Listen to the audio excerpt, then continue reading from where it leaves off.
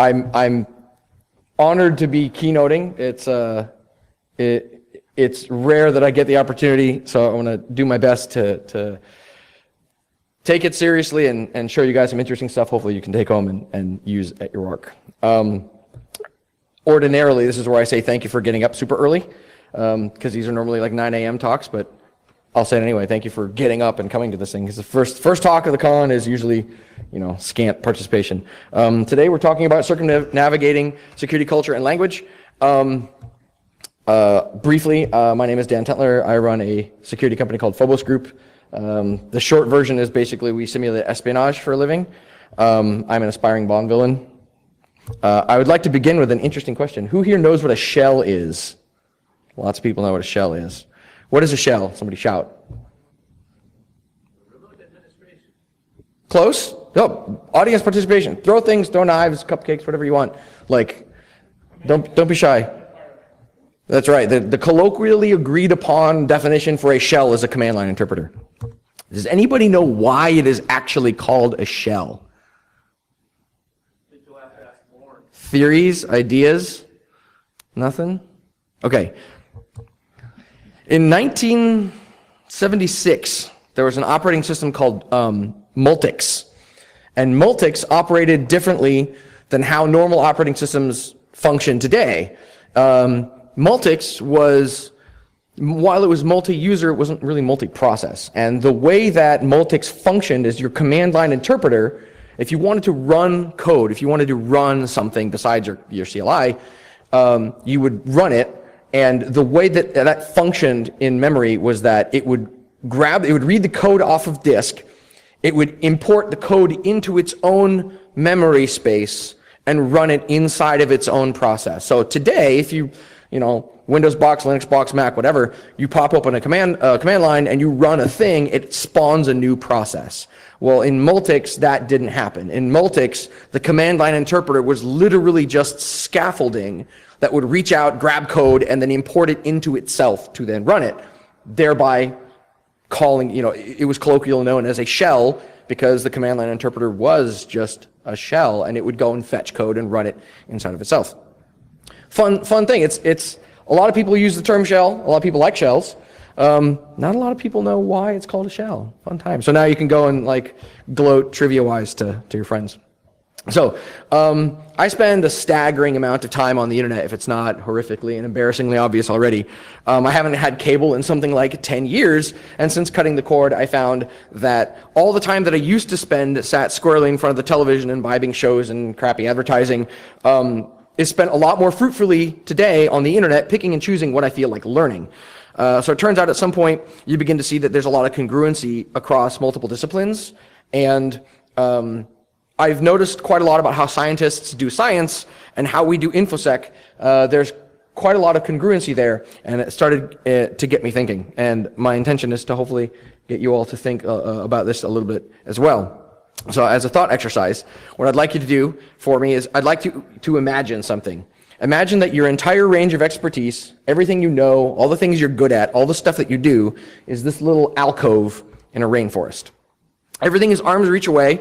Everything is visible. You can navigate this place in your sleep. You live here. This is your home. This is your comfort zone. You are an expert in this domain. You understand that this is a clearing, or an alcove rather, in a rainforest, but you seldom explore outside of this area yourself because this is where you live. This is your home. So next I want you to imagine that I've given you a hot air balloon. And imagine that you can get into this hot air balloon and simply ride it straight up, and we'll just say for the sake of argument that it is unaffected by wind or other weather and just travels straight up and down. Imagine as this balloon rises, you clear the treetops for the first time and you get an idea of just how massive this forest actually is. It sprawls out to the horizon as far as the eye can see and beyond. You quickly can see other little alcoves that you had no idea existed before you were able to get this new point of view. As you look down, you can see how some parts look just like what you know, and other parts look completely foreign. You'll see new little bits and pieces that you've never seen before, and there's little alcoves of information scattered all over the place. At some point, you begin to see patterns, and you realize just how much of this forest you have yet to explore, and the sheer staggering volume of data weighs on your mind as you come to realize how much you know versus how much you have still yet to discover. And as the balloon continues to gain altitude, you can see patterns beginning to emerge, and at a high level, you can see that in some circumstances, there are copies of things with slightly different shapes or colors. You can see massive physical boundaries, and certain things that used to be perceived as insurmountable obstacles seem like distant, small specks, and they're very easy to grapple with. You'll begin to discover additional patterns in the landscape that give you an idea that if you learn the right things, you can overcome these insurmountable obstacles and this new perspective on your environment. You have a rough idea where you need to go to explore to get a better idea of what the challenges are to overcome the obstacles. So as you notice these patterns, you start to see different regions, and you can start to recognize them as bodies of knowledge. And as you continue to look, you can start to see how these bodies of knowledge are all interconnected. Seeing things from this new point of view gives you the framework for understanding things at a very high level and how they work together, and you can work backwards from there to extrapolate the things in between given enough time. It is only at this point you begin to know how much you know that you don't know. So one of these little alcoves I have discovered on the YouTubes is this guy. His name is Jordan Peterson. He's a professor at Toronto, University of Toronto, and he spends a lot of time lecturing at a variety of different colleges, including places like Harvard and Yale. There's a segment of the interview of this particular video that was pretty striking, I found, and it serves as a great example of discovering further new alcoves of information outside of the ones that you're comfortable in your little jungle alcove. And this, I believe, serves as this luminous, amazing, shining example of how to grapple with this sort of imbibing new information. He explains effectively that there's nothing more powerful in the world than someone who can think and speak. If you're a master at formulating your arguments, you win everything. And even better than that, when you win, those around you win as well. If you transform yourself into something that is articulated, sensible, grounded in history, knowledgeable, and wise, you can do anything you want. If you learn to think, learn to speak, and learn to read, it makes you a superpower. Another nice little alcove I've discovered, I've probably spent an unhealthy amount of time on, is Veritasium, if anybody that's heard of Veritasium. This guy's name is Derek. This video, he describes a really interesting thing that some people in the room may be familiar with, all you mail admins. Mail system admins. He describes the Bayesian Theorem and how it works, like Bayesian Filtering. Bayesian Filtering, for example, is how modern day spam filtering works, and it's applied to that. Its application to email filtering was derived from its greater function. The Bayesian Theorem effectively is a broad idea that people can use to calculate dealing with the introduction of new information into a given system by way of using a bunch of math and common sense. So the concept here is that we reevaluate our position based on new data as it becomes available to us, and as an example, he described a problem. Imagine that you go to the doctor, and imagine that you have a test done for an illness, and the test is 99% accurate. The test comes out positive, which suggests that you have the illness, and this disease is known to affect 0.1% of the population. What is the actual probability that you have the disease given the accuracy? Most people would say 99% because the test is supposed to be 99%, right? Or 99% accurate. So Bayes' theorem helps us decide what the actual likelihood is. You start with a given hypothesis, in this case, that you're actually sick, and an event that you tested positive. Then to calculate this, you take the prior probability of the hypothesis being true, basically how likely you thought that you had this disease, which we know generally affects 0.1% of the population, so 1 in 1,000. You multiply that by the probability of testing positive for the disease if you actually had it. Now you divide that result by the probability of actually testing positive, which turns out to be a bit more work and needs to be extrapolated out because that figure is a combination of the probability of you having the disease and correctly being tested positive, plus the probability of not having the disease and being falsely identified. So a reasonable place to begin is to plug in the numbers is to start with the actual probability of you being infected as the general population figures. So we'll start with 0.1%. And then we plug in the rest of the numbers, since we know you were tested positive, the test is 99% accurate and the disease affects 0.1% of the population, you plug in all the numbers, you get the math, it turns out you actually have a real probability of 9%.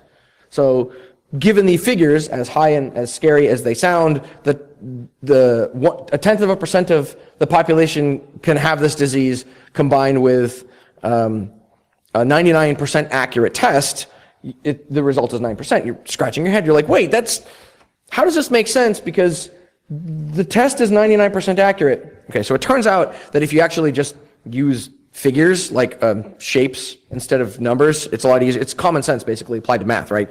So here's the here's the lowdown. So if we start here, we're 1,000 people, right? This is our sample size. Presumably, one person of this sample size actually has the disease legitimately because this disease affects 0.1% of the population. However, the test is only 99% accurate, which means 10 people were going to be falsely diagnosed as having the disease when they don't, right? So these are 10 false positives plus the one person that is actually carrying the disease, which means that our result size is 11 people, where one person out of 11 actually has the disease. And 1 in 11 is roughly 9%. So you're like, all right, well, I don't like these figures. This is bullshit. I want to go get a retest, right? I'm going to go to the doctor. This is dumb. We're going to do it again. So you can go through and do exact same math again. So now instead of starting with 0.1%, you start with 9%. And it's the same math all over again. You do it one more time, plugging in the new numbers, and now you're just shy of 91% certain that you have the disease, right? So figure this way, two different tests from two different labs for the same thing, both testing positive, it is unlikely to be chance, and now you have a basis for a process by which you can evaluate new data to determine probability, right? And you can apply this sort of wrapper to practically anything. So what does all of that have to do with words and their meanings? Well, this is how we process information on a daily basis, as it turns out. And when we use the internet, when we communicate with each other on social media, specifically in this case, within the information security ecosystem. These are the physics by which we govern how we talk to each other and how we imbibe new information, process it, and give weight to that information. So let me explain. This is the internet. The GIF should be GIFing? Yeah, this is the internet. From a ways away, it looks really pretty and obviously has very vibrant wildlife. But just like a real jungle, it is not all pretty flowers, nature hikes, and hammocks. It's got spiders that eat bats. It's got fungus that will take over the brains of ants, make them climb very high so that it can crack open their heads and release its spore. And it literally has monsters big enough to eat you. So it's probably a good idea to know what you're getting into and make some effort to be prepared and being articulate and understanding how to imbibe new data, how to process it, how to give it weights and value, apply very directly to who we are as information security practitioners and how effective we are at what we do. Not all data that we take in is good or valid, so we have to be realistic about this stuff. So first and foremost, the things you contribute to the internet are very difficult to remove. Third-party sites will mirror your social media posts. They will get archived, things like the Wayback Machine, things like Google Cache, Internet Archive, people taking screenshots, you name it. People can save forum threads. There's archiving tools all over the place. In some circumstances, something you say publicly can and will be used out of context without your consent. There's a lot of doom and gloom reporting in information security, and it generates ad clicks, so we have to be careful not to flagrantly facilitate that. One of the biggest problems contributing to the confusion is technical jargon changing over time and not often for the better. New folks will roll in, older folks will roll out, the industry will move forward and technology will move ahead, and all of this creates churn. The result is that industry terms end up getting used interchangeably by people that are not familiar with them, and then that behavior spreads. Who can tell me what a pen test is, right? Sales and marketing departments tend to use what I call creative latitude with industry terms to land sales or make their offerings seem more interesting, and this creates even more confusion. What's a red team? What's a pen test? What's a vuln scan? What is a security audit, right? It gets dumber, stay with me. So red teaming, by definition, like the people that invented the term, red team has no scope. If you're on an engagement and it's called a red team and there's a scope, it's not a red team. Sorry. The original term came from the military, where war games with opposing forces were simulated by a red team to basically stress test the defensive teams in an effort to identify areas of weaknesses in the event an actual enemy might find those weaknesses. To be blunt, they straight up pretend to be the enemy, a real enemy in a war game with guns. There's no rules in war, and the enemy will not follow a scope. So by definition, if an engagement has a scope, hit these servers or hit that website, you can only hit the QA, but it's not a red team. Pen testing, on the other hand, by definition, are dramatically different than red team engagements. Pen tests are usually done because of compliance reasons. Systems are compliant with some regulatory, or systems have to be compliant with some regulatory framework, PCI, SOX, HIPAA, NERC, FINRA, FISMA. There's one for hospitality I learned recently. Really? Hospitality? Okay. So they're very often very narrow in scope, and they're limited to a single website or a single server or a network segment or just a few machines, and they're constrained in other ways. They have obviously very clearly defined boundaries, and pen tests tend to address very specific concerns like, is my website PCI compliant? Is my vault PCI compliant? Can this network reach that network? They're very, very scoped, very narrow. They're meant to test a specific thing, and usually to show some regulatory body that specific thing is up to snuff. Bad sales pitches and marketing campaigns often confuse things as well, by confusing people who didn't understand the difference originally between the terms and basically digging us all in this huge collective hole. Having to begin security discussions by saying something like, the last thing you were told was horribly wrong, is effectively a bad place for anyone that's involved. If our goal collectively is to educate people, then we're stepping on our own feet. Take a look at these examples and see if they make any sense. Just try not to kill yourself. 6 reasons to hire a red team to harden your AppSec. Go home, you're drunk. Are you kidding me? I took these screenshots from websites that are selling these as services. You can pay these, I don't know who these companies were, and I'm trying to, I think I did a good enough job of hiding who they were. I don't even remember at this point. But open source active reconnaissance red team. What? Words, you can't use them. Seriously, red team penetration testing, no, those are different. Blue team vulnerability assessments, no, that's not blue team work. Espionage simulation, red team penetration testing, ethical hacking. You're just throwing spaghetti at the fucking wall at this point. I get worked up over this stuff, but how do you have a conversation with people if you don't speak the same language? And people are just diluting this over and over and over again forever, and it just, start a business, I dare you.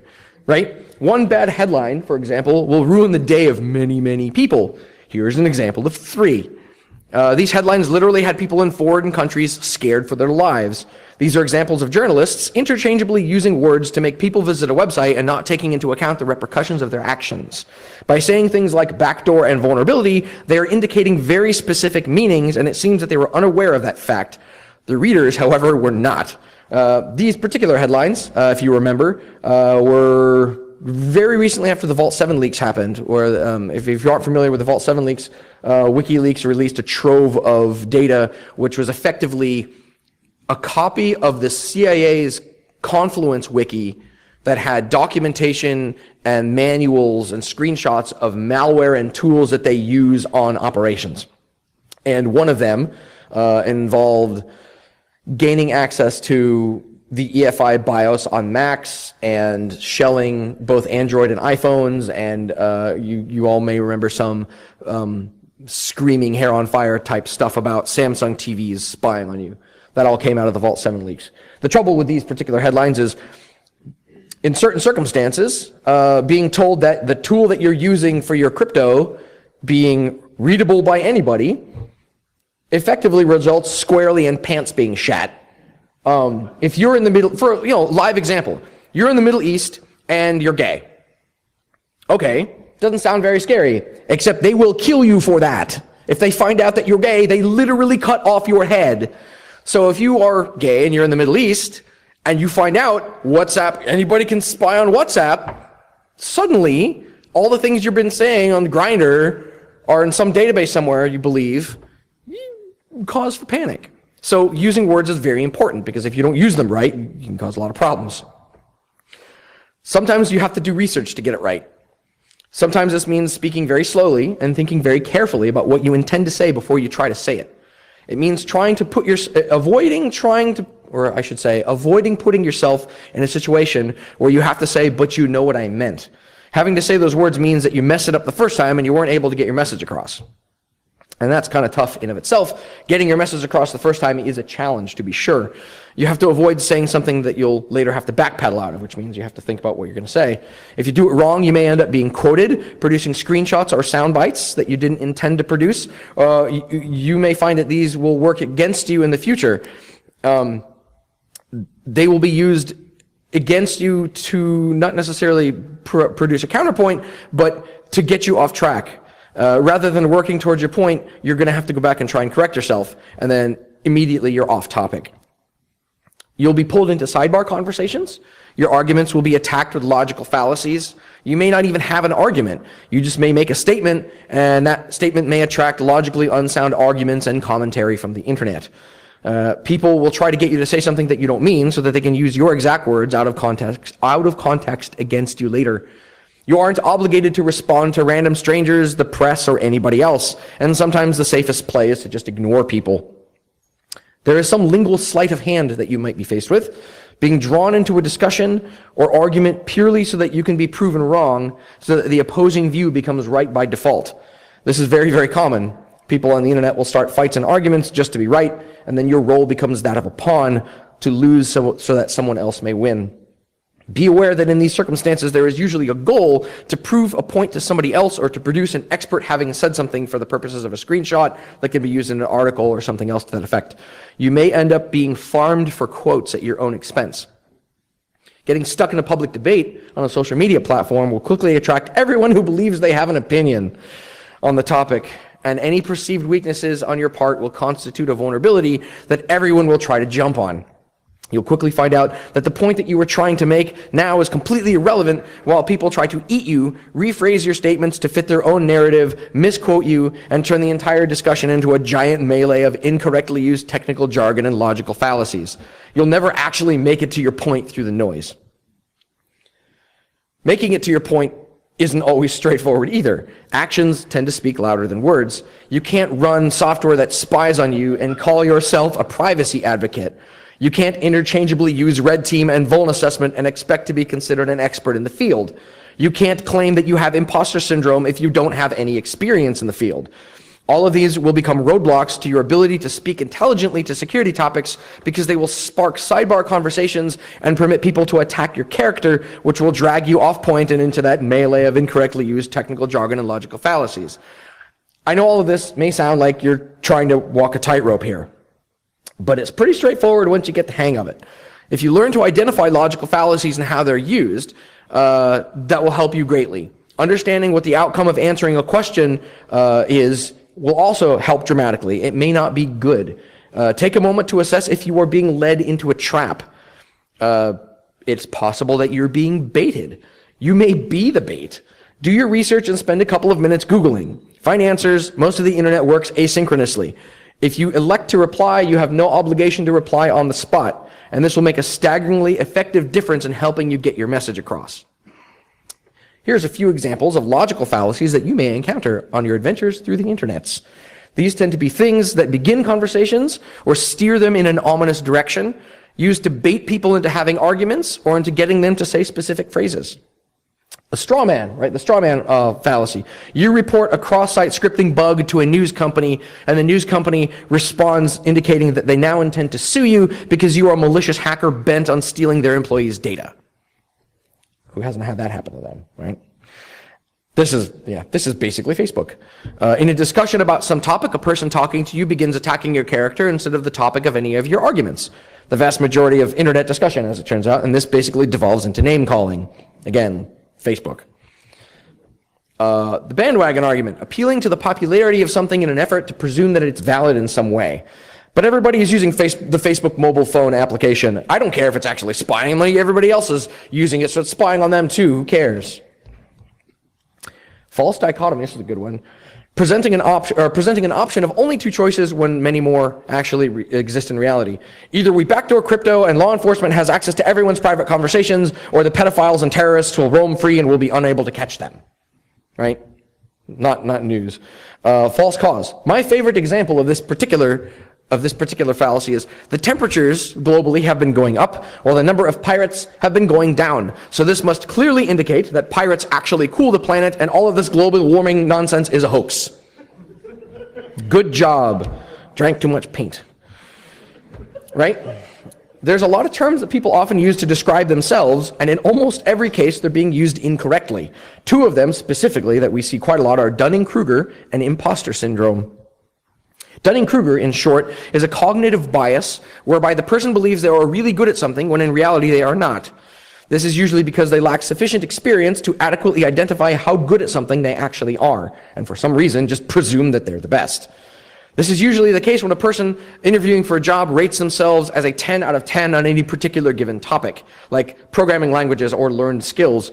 They have not yet learned enough to properly gauge where they are in that skill range and just presume that they're the best. Has anybody ever done that in an interview? On a scale of 1 to 10, rate your Python experience. Somebody's like, 10! Get out. In fact, let me take you to the roof. Right? Yeah. Opposite, right? Polar opposite, imposter syndrome. People who have imposter syndrome believe that they are inadequate when really they're experts. To quote the excerpt from, I think, Wikipedia, despite external evidence of their competence, those exhibiting the syndrome remain convinced that they are frauds and do not deserve the success that they have achieved. Many people fake claiming to have imposter syndrome, hoping to convince people that they are experts by using simple reverse psychology. But fortunately for all of us, nobody who does this in security is an actual psychologist, so their self-diagnosis can be dismissed quite easily. There is almost never any evidence to support their claims, since it is required for even a basic diagnosis. This chart is effectively emerging between the two, and that green line is a symbolic representation of the beginning of this talk where I described getting into a hot air balloon and riding it straight up. The more you learn, the more you realize there is more to learn, and this turns into a thing where by some point you learn you know nothing. Despite the fact that people hail you as an expert, you're hovering in the stratosphere in this balloon saying, I don't know anything, I just know this little speck down there. And there's all this world of knowledge that I don't know yet. But everyone down in their little alcoves believes that they're experts end to end, right? The longer you spend learning, the more this becomes a reality. Only now do you know how much you know that you don't know, right? It is okay to ask for help. By and large, the information security community is happy to help, right? Ask anybody in the room. We need more talented hackers, and if that means walking somebody through a CTF or explaining how a buffer overflow works, we'll generally be very happy to do it. I've personally had people tell me that they avoid going to security conferences because they feel like they're too new and they don't want people to get the impression that they don't know anything. And my reply has always been, just be open about asking for help. You'll usually get an overwhelming response, or at the very least, get pointed in the right direction. For case in point, go talk to Lintile up on 21 and say, I don't know how to CTF, show me how to hacks, bro. And he'll say, get a helmet, let's do it. Like, seriously, just ask for help. All the stuff is free, just people are giving it away. Napoleon said, when your enemy is making a mistake, do not correct them. On the internet, this means that you are not obligated to correct people when they're wrong. Right? I know, stay with me. Or even acknowledge that they have an opinion at any point. In many cases, they aren't in a position to speak to a particular topic in the first place, and engaging in a discussion with them will simply weaken your point. Abstaining will also lessen the amount of attack surface others can use to pull you off course or to get you to say things that they can use against you.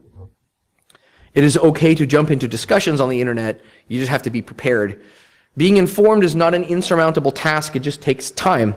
And the better you are informed, the more intelligent you will appear in these discussions. Avoiding responding to logical fallacies entirely will prevent more from showing up in the future, as it will be obvious that they don't work on you. Having strong communication skills will take you very far. You just have to take the time to improve those skills. It can only benefit you. If we do not ever take time, how can we ever have time, right? It is okay to have a sense of humor, and it is okay to joke around. Just make sure that there's a very clear distinction between when you're joking and when you're being serious. Lol theory is a great example.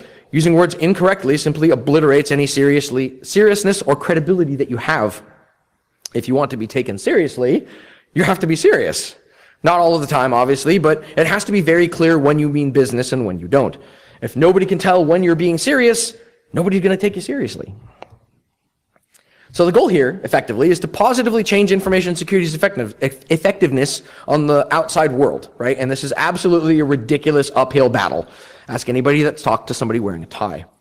We're effectively charged with undoing poor work that came before us, only to try to do better work in its place, which comes out to be more time and effort than simply doing the work twice.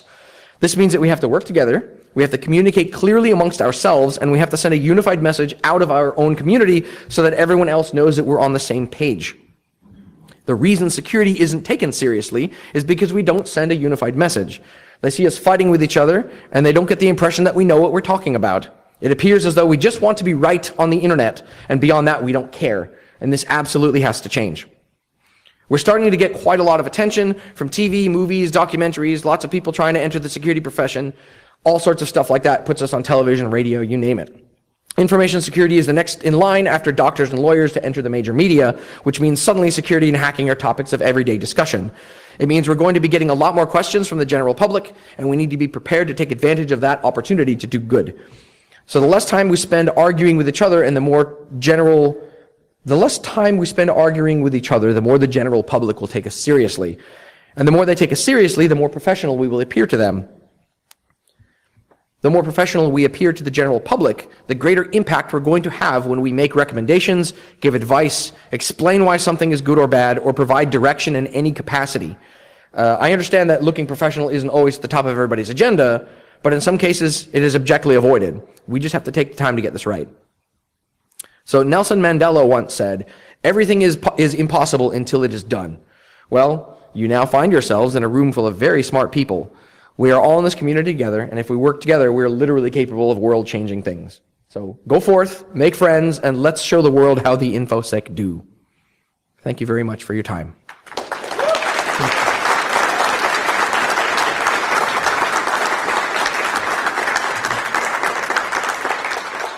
And I think I went really fast, so I have like a bunch of time for questions, or if somebody wants to throw a knife or wrestle or whatever.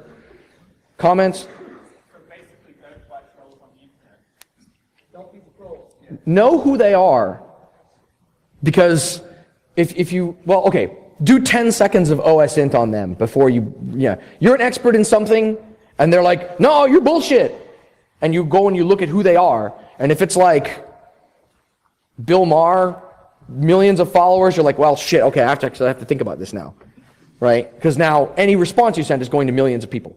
But it's a Twitter egg with 0 followers, fuck it. I have a gift. Oh, I have a gift for this. I should have put it in the talk.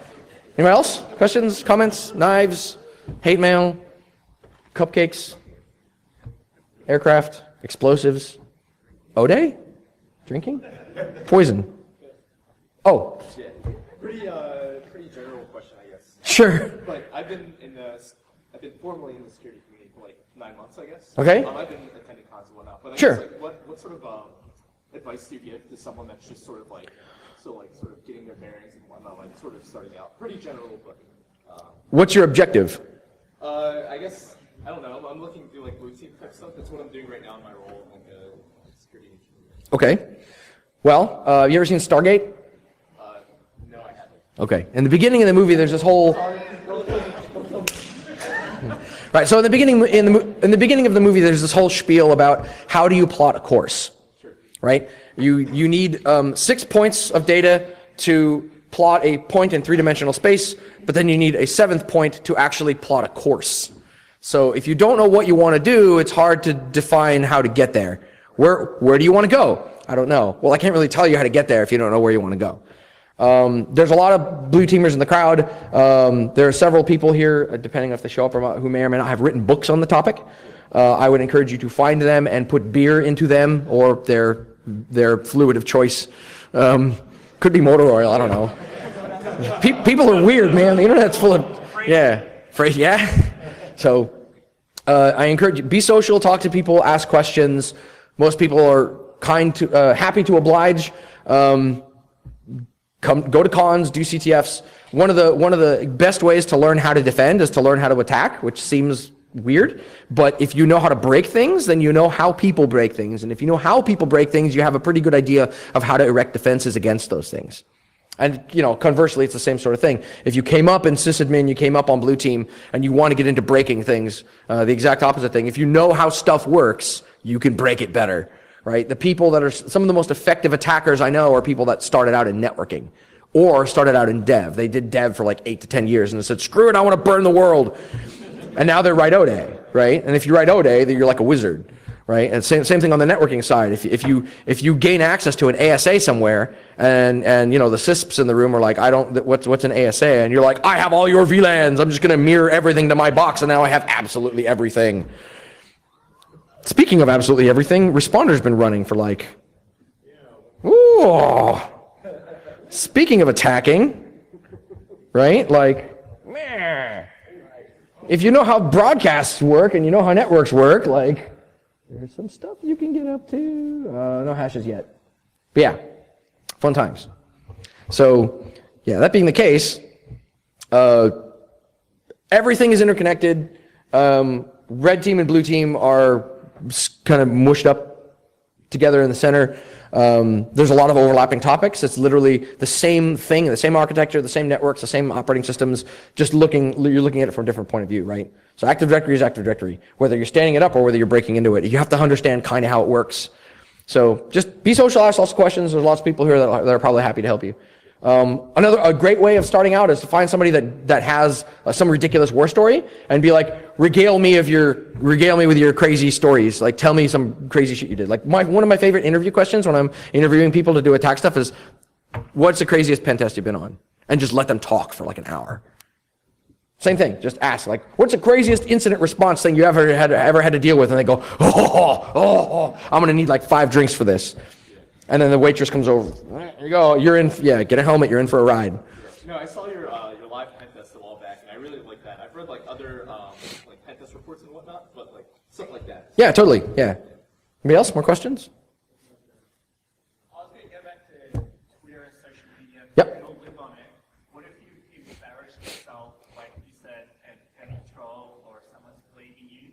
What's the safest, most efficient way to disengage from that?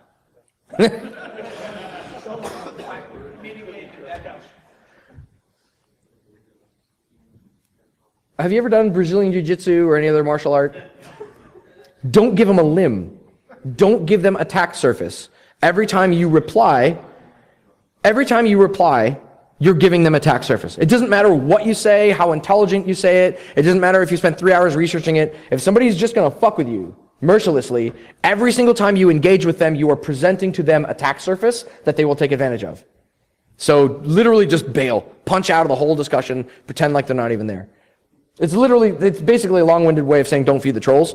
I know it's difficult because I know some people will say some things that you're like, no, you're wrong. But if you perpetuate the cycle of trying to correct people that are wrong on the internet, like I described this at another con recently as if the internet is a dumpster fire, or if this discussion is a dumpster fire, the closer you get to the dumpster fire, the more you will end up smelling like burning trash.